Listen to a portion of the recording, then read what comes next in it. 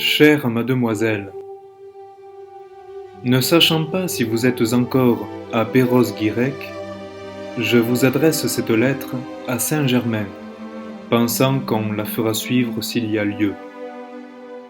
Tout d'abord, merci pour l'envoi du bulletin municipal du collège. Je n'en ai pas reçu le moindre exemplaire.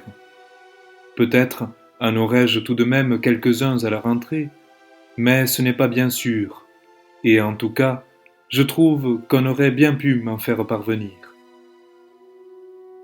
Germain m'a écrit ces jours-ci pour m'annoncer son retour à Paris et me donner sa nouvelle adresse. Nous rentrerons nous-mêmes dans une quinzaine. Nous partirons d'ici mardi prochain et nous nous arrêterons encore quelques jours à Blois où nous avons toujours beaucoup à faire. Pendant ces derniers temps, nous avons été en déplacement presque continuel. C'est pour cela qu'il ne m'a pas été possible de vous répondre plus promptement.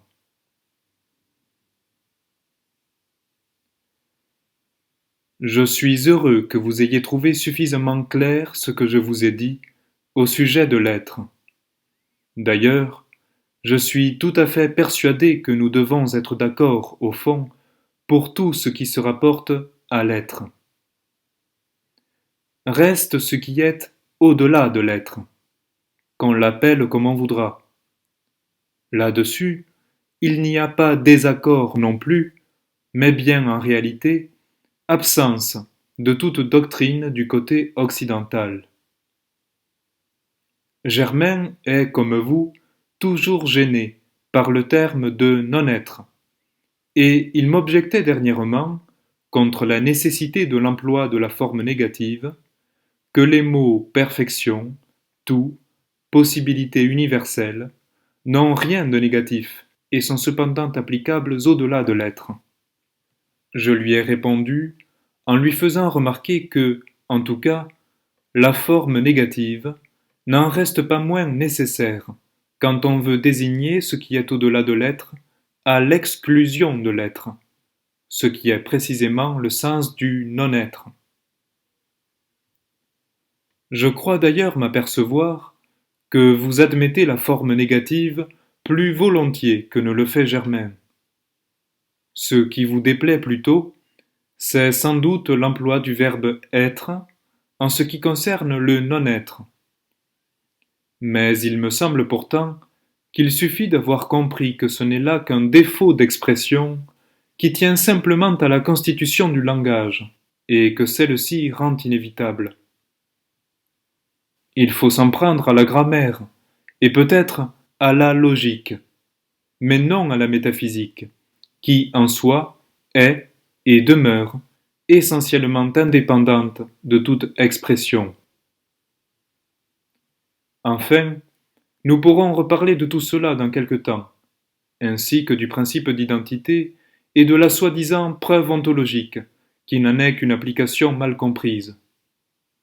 Peut-être avez-vous raison de faire remonter cette incompréhension plus loin que Descartes. Je ne serais pas fâché d'avoir quelques précisions sur la façon dont la chose a été présentée par saint Anselme. Pour ce qui est des rapports de la métaphysique et de la logique, on est bien forcé de dépasser la logique en métaphysique, en raison même de l'universalité de celle-ci, qui ne saurait être conditionnée par rien de relatif. Et la logique est bien quelque chose de relatif, car si elle envisage certains principes d'ordre universel, ce n'est pas en eux-mêmes qu'elle les envisage, ceux-ci ne regardent que la métaphysique, mais seulement dans leur application aux conditions spéciales de l'entendement humain, conditions qui, bien entendu, sont de l'ordre individuel. En somme, les rapports de la métaphysique et de la logique correspondent à ceux de l'intellect et de la raison, c'est-à-dire au fond de l'universel et de l'individuel. Je passe à un autre point qui pour moi est particulièrement important. C'est la façon dont il faut comprendre la possibilité d'un accord entre les différentes traditions. Cet accord ne doit aucunement entraîner une substitution d'une tradition à une autre, ni même une fusion qui, à l'extérieur tout au moins, ne serait ni possible ni souhaitable. Il ne pourrait s'agir d'une fusion que conçue d'une toute autre façon, comme s'opérant de l'intérieur et par en haut. Mais c'est là une question de notre ordre, sur laquelle il est assez difficile de s'expliquer clairement, et que nous sommes d'ailleurs bien loin de pouvoir envisager actuellement d'une façon utile. En tout cas, je ne pense pas qu'il soit nécessaire, d'une façon générale, de parler sanskrit ou chinois, ce qui serait non pas révolutionnaire, comme vous le dites, mais plutôt réactionnaire. Mais ce qui ne serait peut-être pas le meilleur moyen de se faire comprendre. Pourtant, Germain m'a engagé assez souvent à conserver purement et simplement les termes sanscrits en les expliquant. Il est vrai qu'il est bien difficile, et souvent même impossible, de leur trouver véritablement des équivalents. Mais je pense qu'il faut avant tout simplifier la terminologie le plus possible. Pour moi, un des défauts de la scolastique est sa terminologie trop compliquée, surtout quand cette complication ne produit pas une précision suffisante. Et cela arrive dans bien des cas, comme le prouvent trop de discussions, qui sont loin d'éclaircir les questions autant qu'il le faudrait. Et on les éclaircirait sans peine, si on consentait à se tenir toujours dans le domaine purement métaphysique, au lieu d'introduire une foule de considérations étrangères, qu'on pourrait d'ailleurs retrouver quand on en viendrait aux applications, théologiques, cosmologiques ou autres. Comme ce qui importe surtout, en ce qui concerne les doctrines orientales, c'est d'en faire comprendre l'esprit, il s'agit plutôt de les adapter que de les transcrire, attendu que cette transcription risquerait d'être peu intelligible. Il y a un grand intérêt, d'autre part, à marquer la concordance entre les différentes doctrines traditionnelles toutes les fois que l'occasion s'en présente. Mais en faisant cela, il ne faut jamais oublier qu'il n'y a en Occident, présentement tout au moins, aucune tradition qui ait un caractère purement métaphysique, ni d'ailleurs qui soit métaphysiquement complète. Le premier de ces deux défauts paraît surtout imputable à l'héritage de la mentalité judaïque, le second à celui de la mentalité grecque. Si je dis présentement, c'est que nous pourrions peut-être envisager les choses autrement, s'il nous était possible de mieux connaître tout ce qui a existé au Moyen Âge, et dont malheureusement la prétendue Renaissance n'a rien laissé subsister. Je ne doute pas qu'il n'y ait eu alors un enseignement traditionnel beaucoup moins extérieur que ce que contiennent tous les écrits qui nous sont parvenus. Je reviens à la suite de vos objections, et d'abord à ce qui concerne la nécessité de la manifestation. Il est bien entendu que la manifestation, en tant que telle, est transitoire, mais elle n'en est pas moins impliquée en mode permanent par les possibilités qui la comportent, puisque ces possibles sont eux-mêmes absolument permanents. Et il faut bien que tout se retrouve en principe, dans une telle permanence, y compris la manifestation elle-même, qui, sans cela, serait purement illusoire. La seule difficulté est, lorsqu'on envisage une chose en mode transitoire, de savoir comment il faut faire la transposition pour envisager la même chose en mode permanent. Car alors, tout ce qui constitue la manifestation appartient à l'ordre du non manifesté. Je ne sais si je me fais bien comprendre, car cela est beaucoup plus difficile à expliquer qu'à concevoir, comme du reste tout ce qui concerne les rapports du temps ou plus généralement de la durée, et de l'éternité. Je crois que cette question pourrait vous intéresser spécialement en ce qui regarde son application à la résurrection des corps. Dans ce cas particulier aussi, le corps, qui est transitoire dans le domaine de la manifestation, acquiert la permanence sous un autre mode, avec toutes les attributions qu'elle implique en quelque sorte par surcroît. Quant au rapport du manifesté et du non manifesté, question qui se rattache immédiatement à la précédente, l'interprétation que vous a donnée Germain est plus qu'inexacte. J'ai fait la rectification en lui écrivant: le non manifesté comprend, d'une part, ce qu'on peut appeler le non manifestable, ou les possibilités de non-manifestation, et d'autre part, le manifestable, c'est-à-dire les possibilités de manifestation en tant qu'elles ne se manifestent pas. Il est évident que, si le non manifesté est principe du manifesté, ce n'est pas en tant qu'il comprend le non manifestable, mais en tant qu'il comprend le manifestable. Ce dont il faut bien se rendre compte aussi, c'est que le manifesté ne comporte aucune possibilité autre que celles qui sont comprises dans le non manifesté, ou plutôt que certaines de celles-ci, car il est constitué simplement par les possibilités de manifestation en tant qu'elles se manifestent, tandis que ces mêmes possibilités, en tant qu'elles ne se manifestent pas, appartiennent évidemment au non manifesté. Je ne crois pas qu'il puisse y avoir là la moindre difficulté. Pour la question du vide, je ne l'ai traitée dans ce que vous avez lu qu'incidemment et d'une façon très incomplète. Je vous demanderai donc la permission d'ajourner les explications à cet égard.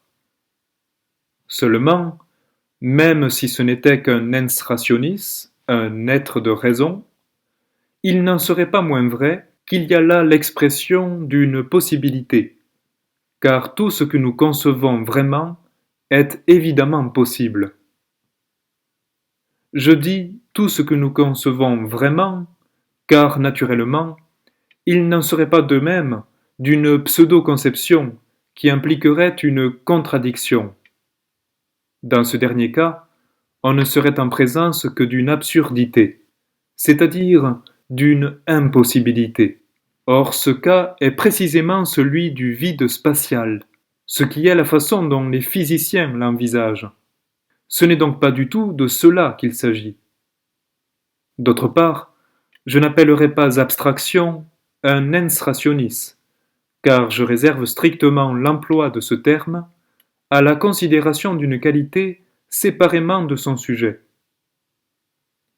Mais dans l'ordre des possibilités de non-manifestation, il ne peut être question ni d'abstraction, ni d'entes rationis.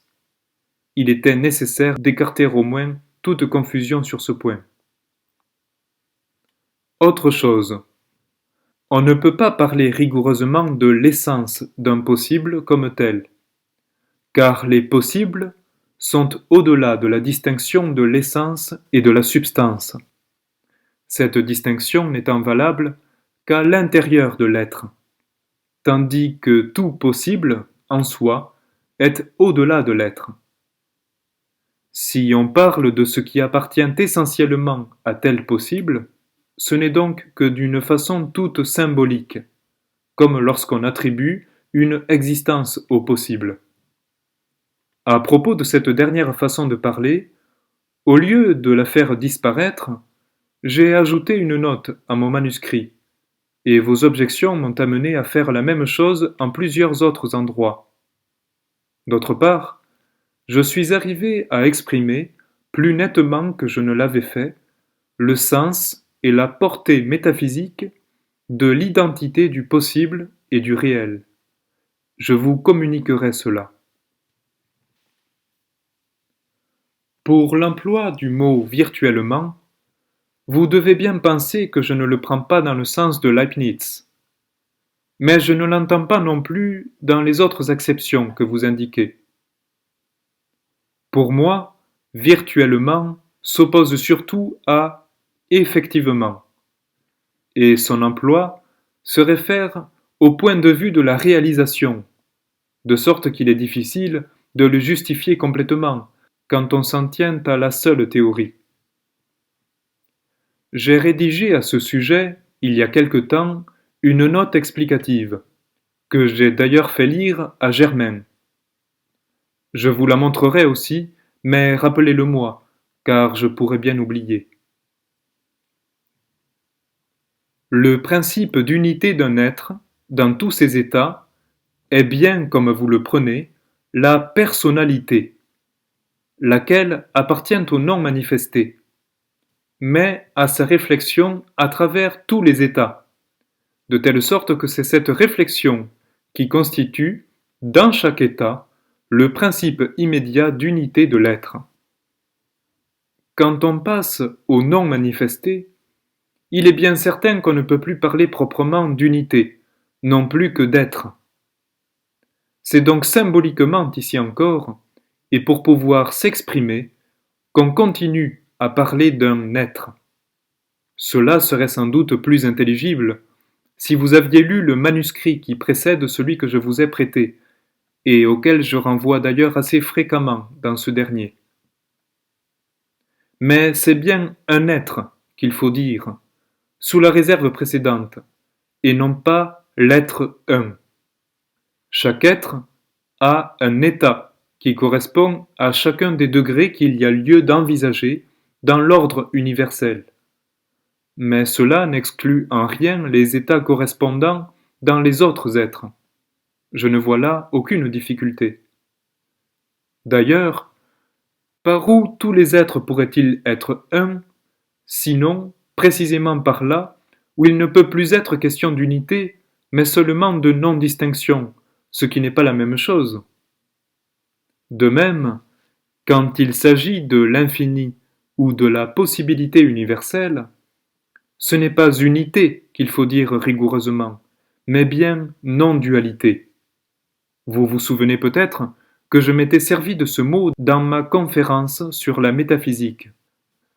Pour revenir aux états multiples, vous dites qu'une individualité intégrale comporte une indéfinité de modalités, ce qui est exact, et d'états, ce qui ne l'est plus.